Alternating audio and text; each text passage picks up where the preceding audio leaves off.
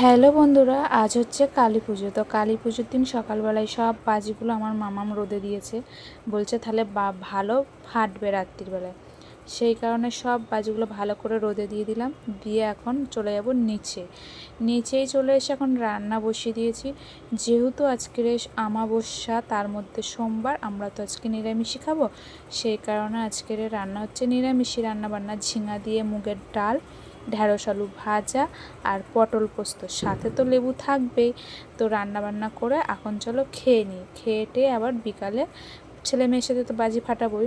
তো বন্ধুরা দেখো, ছেলে বাজি দেখে খুব খুশি হচ্ছিল, বাজি ফাটাবো। আর এখন বাজিগুলো যখন ফাটছে, ছেলে আমার ভয়ে ভীতু হয়ে এক ধারে দাঁড়িয়ে আছে বাজি দেখে। মানে ওর চোখে মনে হয় আলোটা বেশি লাগছে, ওই জন্য বেশি বাজি ফাটায়নি, আনন্দ করছিল, তারপরেও সাইড হয়ে গেছে। তো যাই হোক, ছেলে দূর থেকেই আনন্দ করুক। বাজি দেখে ভয় পাচ্ছিল না, কিন্তু ওর একটু কিছু মনে হয় অসুবিধা হচ্ছিল, সেই কারণে ও দূর থেকেই আনন্দ করলো বাজি দেখে, জানো তো।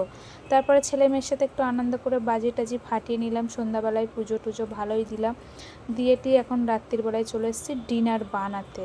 তো আজকে ডিনারে তো লুচি হবে, কেন যেহেতু আমাবস্যা, রাত্রিবেলায় তো কেউ আমাবস্যাতে ভাত না খাওয়াই ভালো, সেই কারণে আজকে রাত্রিরে লুচি করছি। তো লুচিগুলো